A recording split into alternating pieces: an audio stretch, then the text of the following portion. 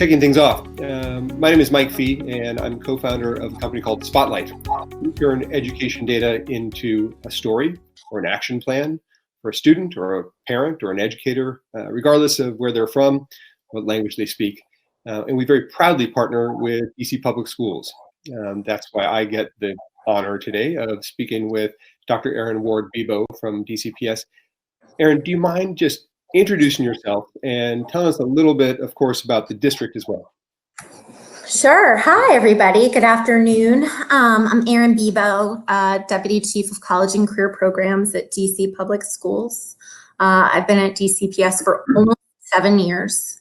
And as a part of my role, I oversee the district's post-secondary planning efforts, which we'll talk a little bit more about, college and career exposure and planning, all of our career education, including career academies, JROTC, and the newest element of our work is alumni support called DCPS Persists.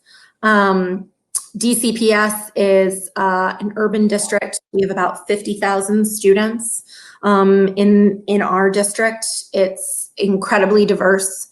About 85% of our students are students of color, and about half of our students meet at-risk factors. That is, I would say, poverty rates are highest in our high schools. And our high schools are also at this point in time we have higher enrollment of students of color in our high schools than we do in our elementary schools at this point in time. I share that context just to keep in mind when we're talking about the work that we've been doing. That's great. And just hearing you describe that, I'm immediately thinking about several other questions that I want to ask you besides the questions that you and I agreed I would ask. So I hope you don't mind if we deviate a little bit. Makes me think we should bring our viewers, our attendees, our guests in on some objectives. I think our objectives for this session really are engage and inform. Engage by way of, I think, celebrating the work that's been done in DCPS and the accomplishments, the progress that you all have made. And inform, though, we're going to try to make this quite concrete. We would love it if folks who are attending, especially if you're from a school system, a district, or some sort of LEA, if you could come away with, I don't know, almost like a playbook, steps that you can concretely take to help steer your students toward promising post-graduation pathways. So that's what we're striving for. Of course, we also want to make sure that we are, like I said, really honoring the work that's already been done in DCPS. Erin, so you said you've been in the district for about 7 years. Was there, take me back to kind of the beginning of your time there, and did you have a moment where you said, okay, I understand the challenge that's in front of us, and you started to see that path? Yeah. There are many, but one moment really is just imprinted in my mind, and these were very early days. For context, I will say that the College and Career Programs division was created about 7 years ago as well, and was established under the leadership of then Chancellor Kaya Henderson. And Kaya appropriately thought that the work needed a team, which at that point was maybe about 6 people, to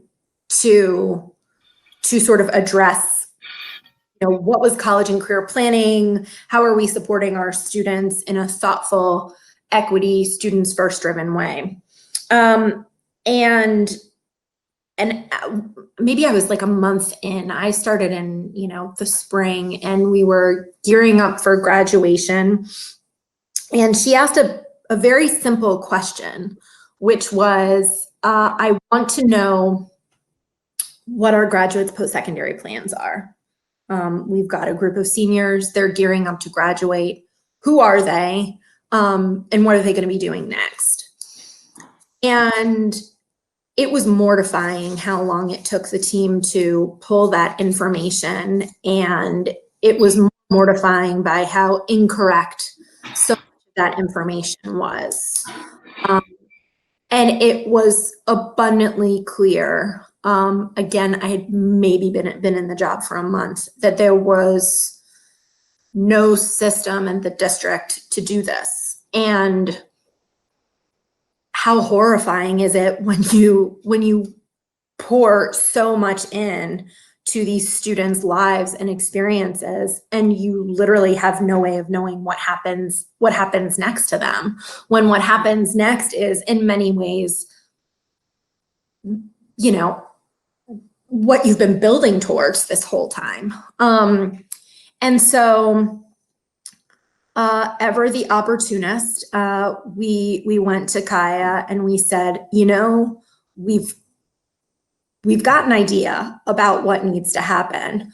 And if you give us 3 FTEs to beta test this at 3 of our highest need high schools, which if folks are familiar with DC, we're in Ward 7 and 8, which is east of the Anacostia River and historically the most high poverty area of the city. Let's see if we can do it. And she did. I think at that point she was like, well, yeah, sure, let's try it. And so that resulted in us creating a role called the College and Career Coordinator. And that role reported to my team. And we were able to really design it such that it had a very, very strict scope and sequence that was exclusively working on college and career. And within 6 months, we knew we were really onto something. The reality is that schools are all hands on deck environments. And that translates to a lot of people in school buildings being spread really, really thinly because they are working on all the things. Case in point, we heard from counselors all the time that while the college and career work is something that they are most passionate about, it is sort of proportionally, they have very, very little time in their incredibly busy schedules to actually touch upon it. So while their interest and passion is there, their ability and capacity does not match that, and certainly doesn't match the need in a high poverty, high need school district.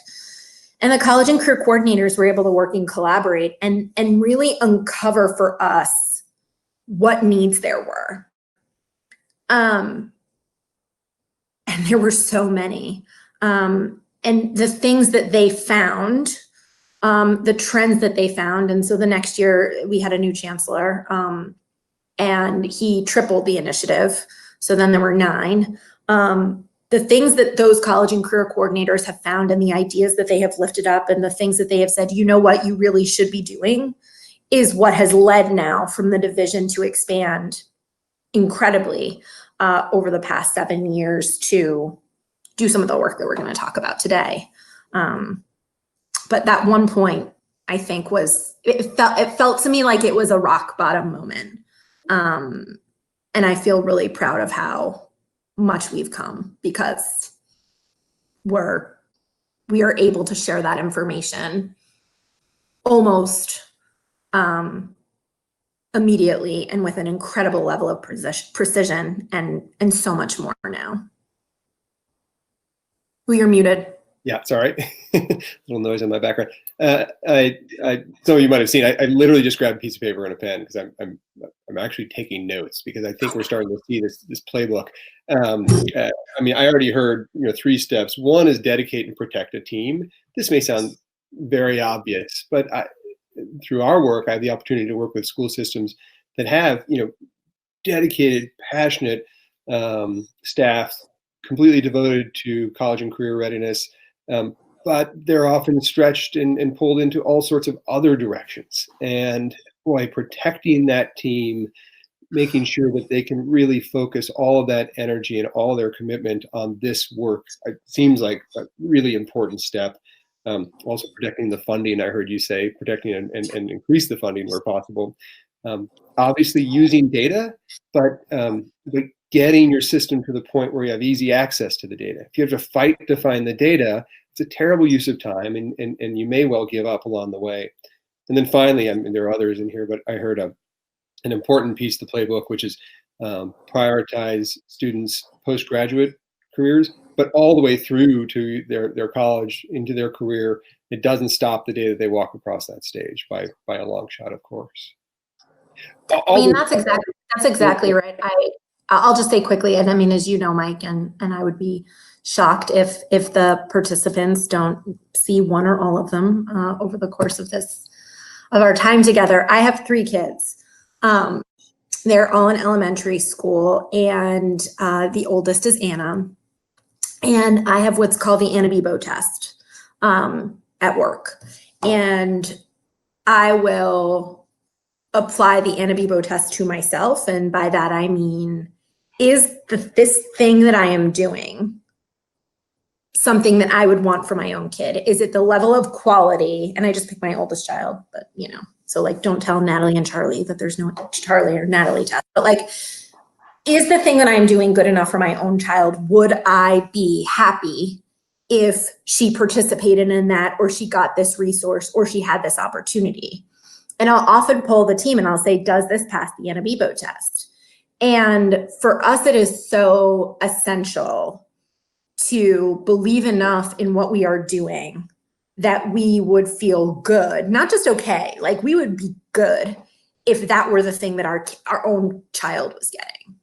And I think that that's just so important. I think I think you need to have that perspective, because the amount of urgency that surrounds this work is profound. And so there's such a pressure to do a lot, which is necessary, but you also really have to push yourself to do it at the highest level of quality as well. No settling. No satellite? No settling. We can't say for our students, settling. Good enough. If for our own kids, we would say anything else. Yeah, no, it makes complete sense. That's really compelling.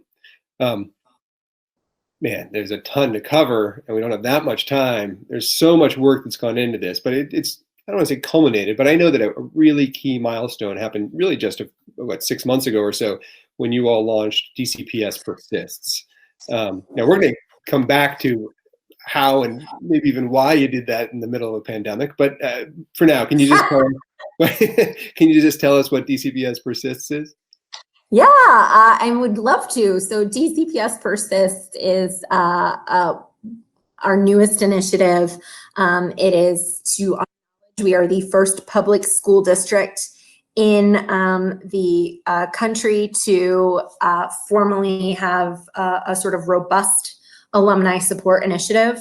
And so we were able to do this through an incredibly generous donation from the A. James and Alice B. Clark Foundation that allowed us to hire for school district purposes, a pretty large team that are working on this challenge of not just college enrollment, which at DCPS we've seen over the past 6-7 years, we've seen our college enrollment rates increase by 13 percentage points, which is great. More to do, but really good. But we haven't seen that yet, that like a corollary increase in completion. And right now, fewer than 40% of our graduates who enroll in college graduate within 6 years. And so even if we did see a 13 percentage point increase even show up in our data this year, it's not good enough. And it's not good enough for a number of reasons. It doesn't pass the Anna Bebo test. And it also is really, really unacceptable when you consider the economy here in DC. In DC, at least 80% of jobs require some form of post-secondary credential or degree. When you look at the good jobs, it's the vast majority, it's closer, it's in the 90s. And so there's this tale of two cities in DC. You have these residents. So DC, if DC were a state, it would be we have the highest proportion per capita of college degree holders in the nation, more than any other state. But you got to pick that part, right? So who are those people? Overwhelmingly, it's people like me who was not born in DC and trotted in, you know, with my husband and then had some kids and, you know, with all my little degrees. And when you look at the born in DC stats, again, it's, you know, less than 40% people born in DC have those. And not surprisingly, there is a remarkable earnings gap between district residents who are born in DC, who are earning less than a living wage, and people who are DC residents who are born outside, who are well exceeding that. And all of the things I mean, that's inequality, that's inequity, that's inequality, that is everything that we as a society should be trying to prevent and avoid. And so it was so painful to, again, see all of these efforts to lead these students up to the graduation stage and to set them on a path, and to then lose them and not know. And if you're looking at the data, you know that in some cases it's really not good. And so because of the things that we had been able to prove and demonstrate we were able to accomplish, I think our donors had a lot of faith in us, and they felt willing to do this big new thing where nobody was doing it. And we're approaching it in 3 ways. Our goal is within 5 years to increase the college completion rates by 10 percentage points, which, like, woof, there's a doozy. Let's throw in COVID as a curveball, but we're thinking that we do that in 3 ways. Way one is what we call pre-alumni supports. That is, what are the things that we can do more above and beyond what we've already been doing to improve our students' preparedness to make a smart college choice and to succeed in college. This is things like doubling down on personalized post-secondary planning. Students, as you know, Mike, receive a personalized guide to graduation, career, and college. And we're going to talk more about that, over the course of this, but that is a result of their personalized post-secondary planning, where every high school student starting in grade 9 receives a lesson around what are your options after you graduate. If you ask any high school, if you ask most high school students, if you ask most middle school students, what do you want to do when you grow up? They have an answer. But when you dig a little deeper, there's usually very little substance. They don't know what that means. What a day in the life. What do you need to do now as a high school student to prepare for that? What do you need to do in terms of college? And that can feel very disempowering for students. And so the awareness is an effort to empower, and then also to ensure that the students are getting differentiated supports and opportunities and resources based on their interests. And then the guide memorializes all of that and empowers them with personalized, actionable, digestible information that they can then do on their own or in partnership with families or school folks to pursue that plan. Also developing some additional curricula around more along the sort of skill sets and mindsets, especially self-advocacy, that are needed to prepare students to succeed in college, with self-advocacy just being a really, really big one. And so that's section 1. There's more there, but I won't talk about it all. Then there's alumni supports. This, I would say, is probably like the sexiest part. And we have alumni coaches, Persist coaches, who are assigned to provide very, very intensive one-on-one coaching to up to 750 students in each graduating cohort for a period of 2 years. These coaches are engaging with students constantly. They are helping them navigate their learning experiences, housing challenges, mental health challenges, financial aid challenges, really anything and everything. And the things that we are learning that our students need has been almost paralyzing, I will say. Just the daunting experiences that they have. And I feel really affirmed that the coaches are making a big difference. We also administer micro grants to those students for those first 2 years. And then the last bit, which is kind of like the least sexy part, but I think actually has the opportunity to really move things in a way that we've not done before, is systems change. And we think about that in changing systems at college and changing systems at high school. And in terms of the college, we're partnering with 5 post-secondary institutions. We have like legal agreements with them.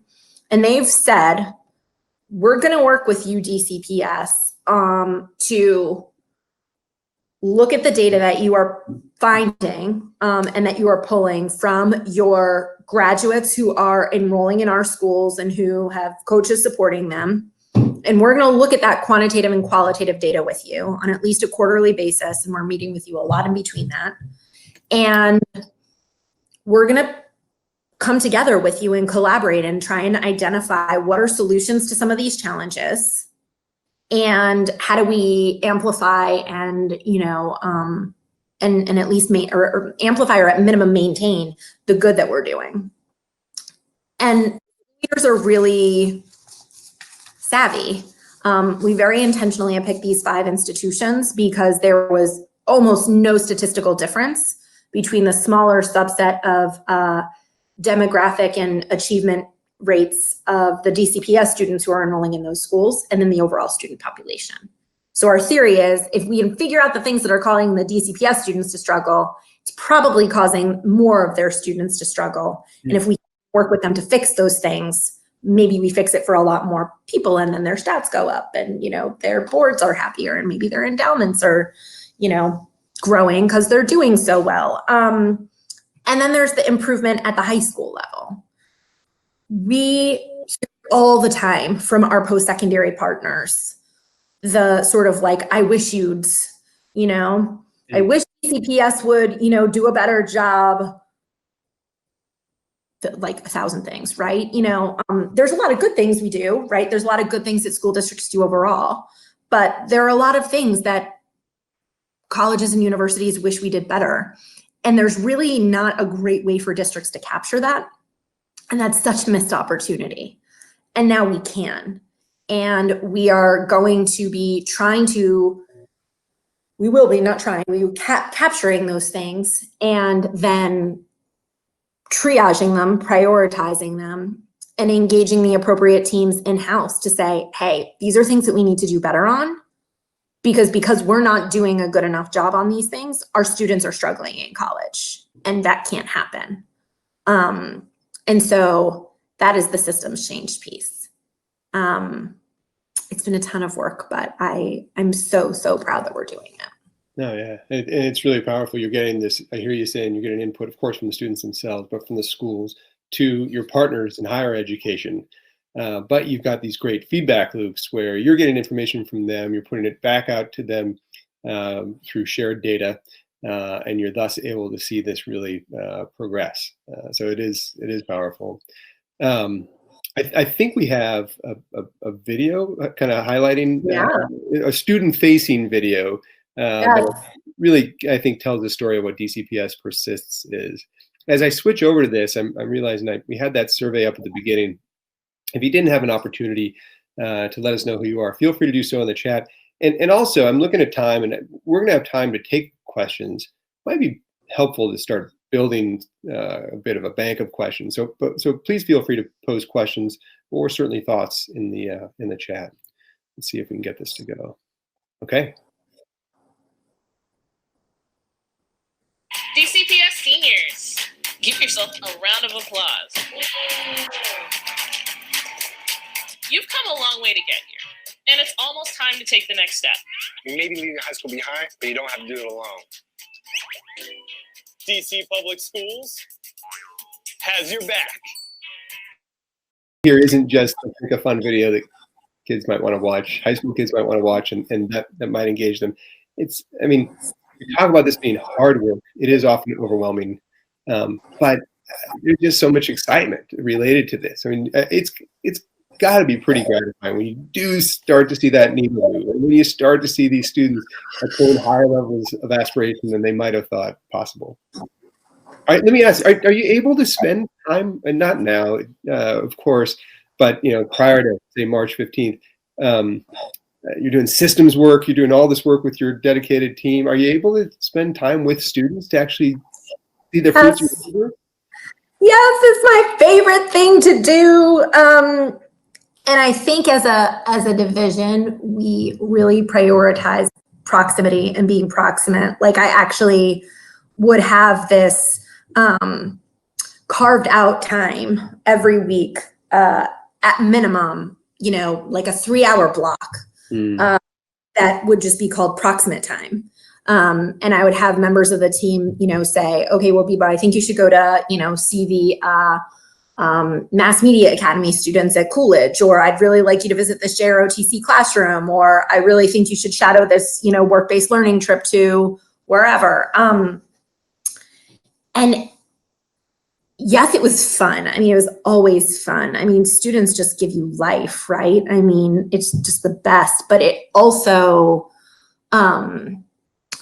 allows you to be really close to the work and observe how your theories are playing out in real life. And if you're not close to it, you just don't know.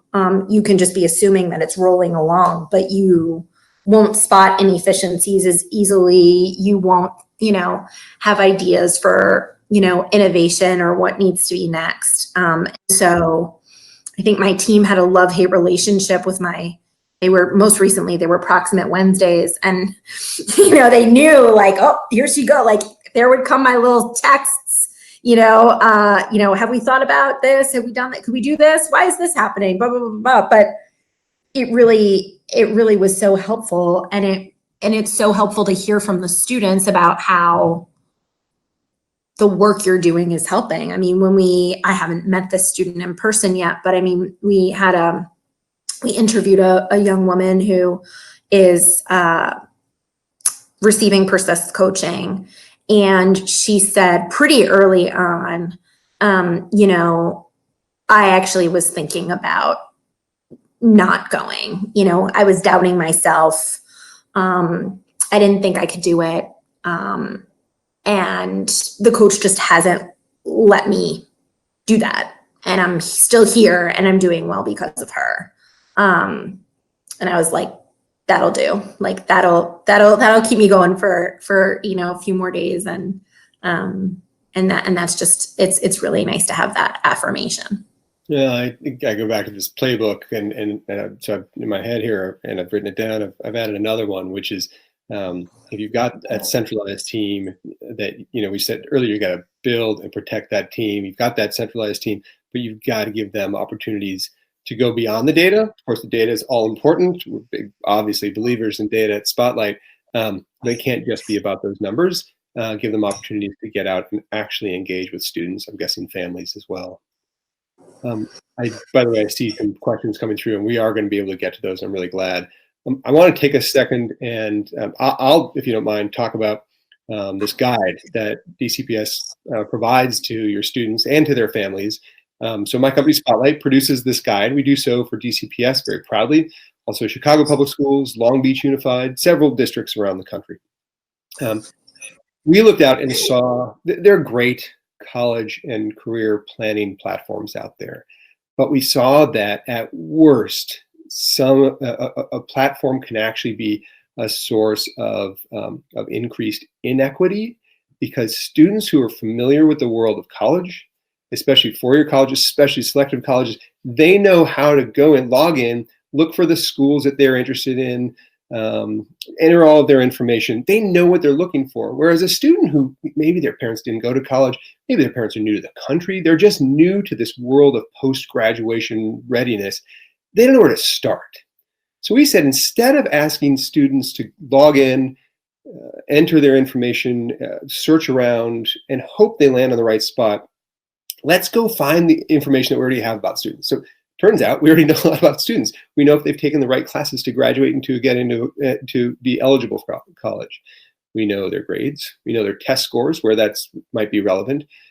Often they've provided us with surveys. This is what I'm interested in doing with my life. So let's take all of that information and turn it into a profile. Now, I don't know how legible this is going to be, but I think it can just kind of be in the background so you can get a sense for what this looks like. This is DCPS's guide, and I refer to it as a student profile because the intent here is for it to be comprehensive, to give a student an idea of where it looks like they're headed, but then where they could be headed if they can make some changes. So one student's guide might say to them, look, it looks like you're headed toward probably a 2-year school, and that's great. But if you're interested in attending a 4-year school, here are the specific steps that you need to take. And so we walk them through courses that they need to take and whether or not they're on track to graduate or to achieve college eligibility status. We let them know specific colleges that could be good for them. We help identify careers within the career interest area that they've identified, and we give them a little pep talk to stay in school, let them know that within that career area, they're likely to make more money and achieve new opportunities if they can indeed get a certificate or a degree. And we even identify very specific steps that they need to take along the way to be able to achieve that path that they have indicated that they're interested in. It's exciting to do this work, of course, districts around the country and our partners like DCPS and others. What really helps is you all have made us better. We've talked about a feedback loop. You helped us identify how to implement this guide in a way that's actually going to help steer students toward promising post-graduation paths. One of the key areas is rather than just list every college in the DC area that a student maybe you could get into, might be interested in, you all have identified the colleges where students show the most promise, the most persistence, and ultimately the most success. So we can very clearly tell a student, students like you go to this college and tend to be successful. It's a really, really powerful message, again, especially for students who didn't grow up assuming or believing that they would be attending college. So you're pardon a quick step back and a teeny bit of a sales pitch, but I wanted to take people in depth into the guide that you all are providing to your students, Erin. Anything else you want to just mention? I'm just so proud of this document. I have never seen anything so universally well received in my professional career, like anything, from students, from parents, from teachers, from school staff, from community members, from our local politicians. It's not just that it was universally well received, like the almost immediate positive reception. I have a very clear memory we did a ton of engagement on the guide, and getting feedback that resulted in our first draft looking a lot different from what it looks like now. And I think it's all the better for it. And in the audience there was a at the time an 8th grader named Shania, and we gave her handout, and she flipped to the first page and she said, "I want one for me." And I thought, okay, yep, we're on the right track. This feels good.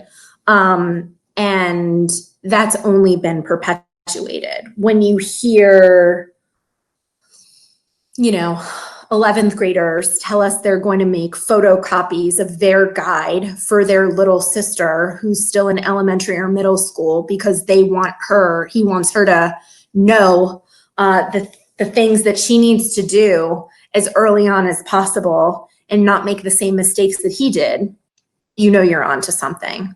And I think the the level of personalization is so key.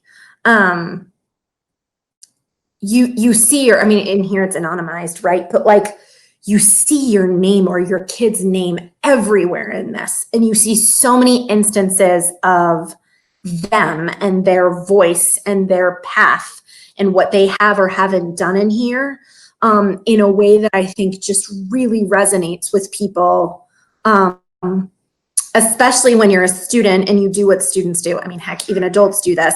You compare, right? And so it's amazing when you have two friends sitting side by side doing a page-to-page review, and they're like, ooh, why are you that? Oh, it's because of this.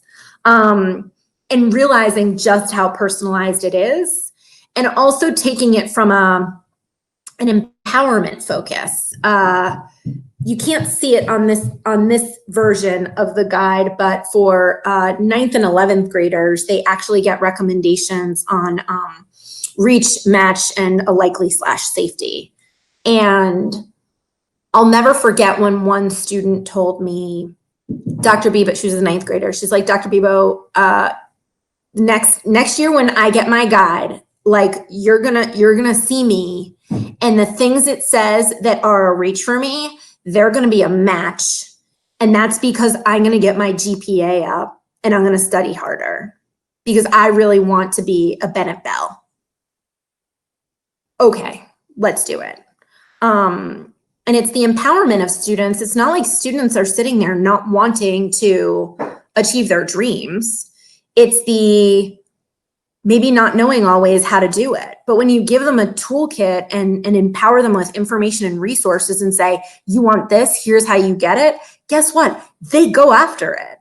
And I think that empowerment of this and the personalization is one of the things that makes it just so incredibly impactful. It's obviously incredibly gratifying to hear. And just to say what I said before, it's the work that we have the opportunity to do with DCPS and other school systems that informs this and makes it possible to reach students on a really concrete level, which is what you just described. And that's things like GPAs, they can seem quite abstract. Even just this idea of, I don't know, you got to go to college. It's a good idea. We want to make that as concrete and tangible as possible for all students, regardless of where they're from. I'm going to suggest, I'd love to ask one question. I'm actually going to end this part on a teeny bit of a negative note, because we do have to talk about the challenges here. I'm guessing it hasn't all been sweetness and light. And then we do have a few questions showing up in the chat that I'd like to address. What are some of the big, I know you face them, what are some of the big challenges that you've faced, and of course, what have you done to overcome them? Where to start? I'm gonna focus on one that is still very much a work in progress, and that is around, and staying on this page is actually perfect because it's around the concept of smart college choices. When I arrived at DCPS about 7 years ago, and one of the existing staffers was there, I asked him, where's our National Student Clearinghouse data? Because I knew we had it. And he opened up a drawer in his desk and pulled out like a CD-ROM case, and he kind of like waved it in my face. And I said, oh, okay, well, thank you for that very literal response to my question. Like, what do we do with it? And he's like, this is it. And I was like, okay, well, it's not gonna work. And we changed that immediately and started sharing the data, doing something with the data, getting it, cleaning it, which is a ton of work, and then sharing it in a digestible way with our schools, which was some of the most painful conversations I've ever had, because up until then, school leaders were basing their knowledge on anecdote. And, there's a concept called the socially desirable response. Guess what a student is going to say when you ask them, are you going to college next year? Yes, they're going to say yes because they know that that's the socially desirable response. And as a result, when we polled principals to say how many, just rough guess, what proportion of your students do you think are going to college from last year's graduating class, they were like, maybe like 86%. And we're like, well, it's 42. And they didn't believe it. And then we slid the data across the table and started to unpack it.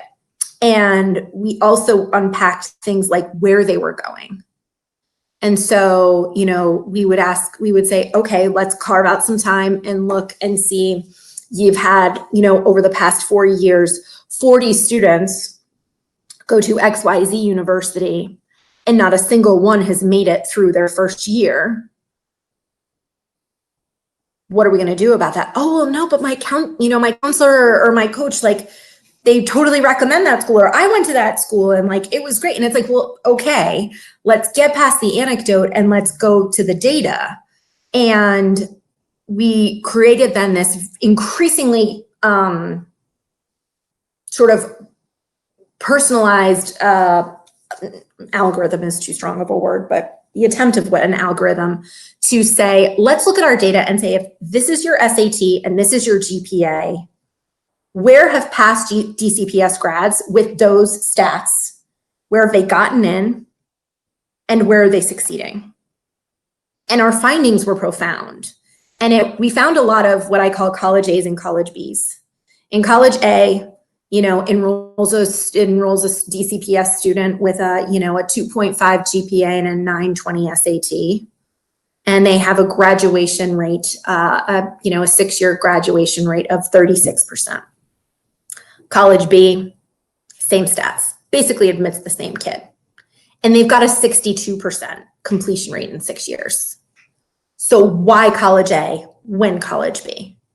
And there are examples like that up and down. And you don't know it unless it's shared with you. And through the guide, we're sharing that information. Through very intense ongoing professional development, we're sharing that information. Through accountability metrics, now we're not just holding schools to account for what their college application rates are. That's kind of aimable. And frankly, I don't really care. I'm not looking for 100% of your kids to apply to college. I'm looking for those who want to go to college to apply, and not just to apply, but apply to at least one smart college choice for them. And that's a real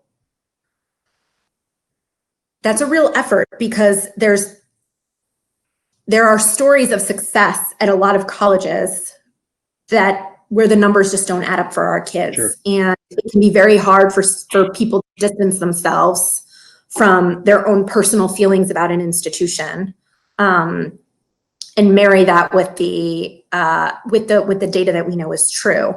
There are a lot of ways that we are trying to get more students to make smarter college choices, but it is just an ongoing culture shift and change that can feel a little bit like 2 steps forward, 1 step back, but overall we're making progress. Yeah, and culture is the word that I know really resonates when I have the opportunity to speak with you, maybe some of your peers at other districts. That shift is really what this ends up all the systems change, the data, it really ends up being about a culture shift. I violated my personal rule, or this mantra I've been repeating to myself for some months now, which is you can't talk about anything without talking about COVID. Let me see if I really want to honor this these questions that have come up here. So let me see if I can take a crack at paraphrasing what we're hearing from our district partners, and please let me know what you think about this, Aaron. The COVID and all of the associated perils and challenges with remote learning, and back and forth in some districts between remote and in-person learning, plus uncertainty about the job market, testing and what's going on with it. All of this has come together to create even more confusion and uncertainty for our high school students. It's been difficult for a long time for a lot of high school students to identify a path that made sense for them, that much more so now. I know what we've done at Spotlight is we refined our algorithms literally and updated and modified that guide so that it reflects the most current policies and requirements with respect to eligible courses and, of course, testing and other elements that have shifted dramatically recently, not to mention the job market, which has shifted dramatically recently. Most of all, though, we're doubling down, because what students need right now is clarity and information. And to pull back on that at all, to say, uncertainty means we can't provide them with, we can't try to provide them with clarity. That's really doing them a disservice. So we're doubling down on the concepts of personalization and clarity of information. Is that about right? Sorry, I muted myself. It's just such a hard time in every way possible. And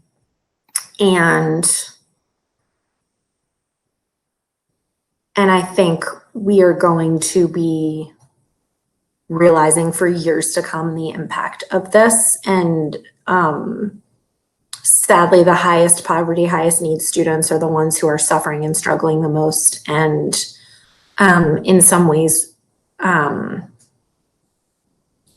we're still wrapping our heads around ways where they're struggling. And I think that being relentless in your attempts to reach students is by far the most important thing. And social emotional in some ways are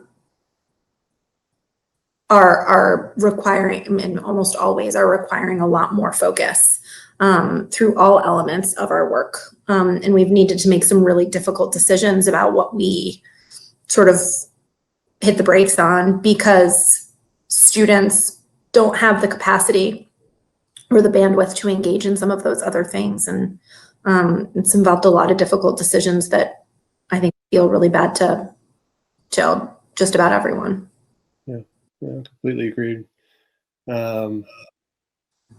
It makes me feel good about this idea of doubling down. It is a hugely challenging time, of course. So happy to be able to devote some time and our focus to the students who need it most. I see a question here from Adriana, and she asked, are there any big policies at the state and she put state in quotes, or district level that are helpful or hindering your work? I might be able to speak on behalf of some other districts, but please go ahead.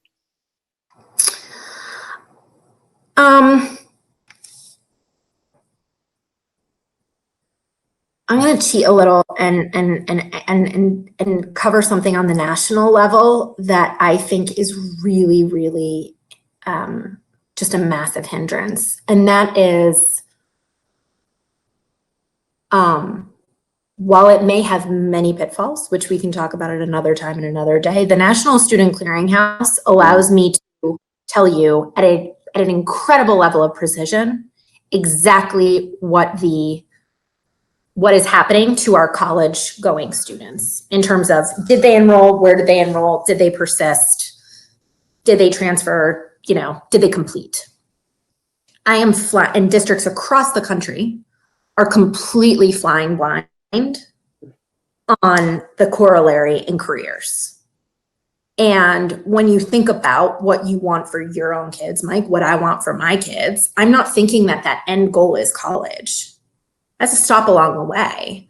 I want to be able to say my three are thriving in life, and they are able to buy a house for themselves and a family if they choose to have one. And because we are not independently wealthy people, that's going to involve them having a job, and not just having any job, but having a good job. And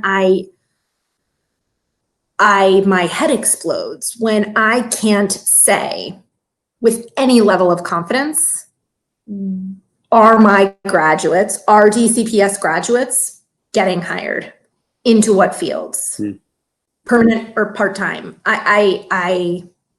It's infuriating. And I know a lot of people are thinking about it and working on it. But that's the biggest hindrance, because what I could do, what other school districts could do with that information would, I think, take us all to the next level and allow us to really shine the light on genuinely how well are we doing. Right. can understand why and how that'd be very frustrating. And it makes me think, I'm going to turn you on to some folks in Chicago public schools who really seem to be chipping away at this nicely. I'll say one more thing by way of wrapping up and further answering the question. What I see is a lot of really good intentions at state level, often among districts, among states, but a lot of one-off intentions, a lot of one-off initiatives or policies that are passed. And you end up getting these college and career readiness initiatives or offices within districts or perhaps statewide that are these like Frankenstein initiatives where you've got these different elements bolted on. Now we're going to do this because we heard this worked in another state. And now we're going to add this, and it's mentoring and it's software. And, what has really impressed me, and I'm going to drop this and probably not, unfortunately, have to give you time to respond. But another element that's really impressed me about what DCPS is doing is it is comprehensive, but it's coherent too. There's a shared sense of purpose, of course, but also a shared direction. And while there's a lot going on, it's all moving in the same direction, roughly along the same path. The systems, the initiatives, the districts, or I should say school systems that I see that are doing this best are engaging in really comprehensive work. But again, there's a coherency to it as well. I appreciate that. I did think of one other, and this is more at the local, and this may be a little controversial, but I'm going to go for it. I actually really don't agree with policies that mandate milestones for all. One of the things that we found in doing our post-secondary planning work was students who wanted to or needed to pursue careers or apprenticeships or the military sort of came out and said, my word's not theirs. We feel seen for the first time and validated in our choices. Because prior to this, the conversations would go something like, Miss so-and-so, I want or I need to work after I graduate. We'll apply for your FAFSA and apply to some colleges and do all of these things. But you're not listening to me. This is what I need to. And it would go either just do it or like kind of I'm not going to talk to you anymore because I don't know what to do with you. And I think that the students feel affirmed when they're not being required or mandated to do things that don't align with what they want. And the school, no, you should go. When the school leaders are actually seeing, I'm not holding you to account for applying to all of your students applying to college. I'm just holding you to account to ensure that the students who sat in their post-secondary plan wanted to go to college, that they're applying. Because everything else seems like it's busy work. And if you do a good enough job over 4 years, ensuring people have an idea of what the options are, and then empowering them to make their choice, then let's go with that. And so these things of like, everyone should do this thing, I think is just, I'm making up a word, it depersonalizes it all. I love the idea of ending on a note of tiny controversy, though I don't think what you just said should be controversial at all. I greatly appreciated this opportunity to share everything that, or much of what you've learned with our group here. Really appreciate everybody tuning in, posing the questions. I put my email address into the chat just because I love engaging in this stuff, and you should really feel free to email me and ask me a question, push back. I will pass questions along to Erin. Really appreciate everybody joining today. Hope you have a great day.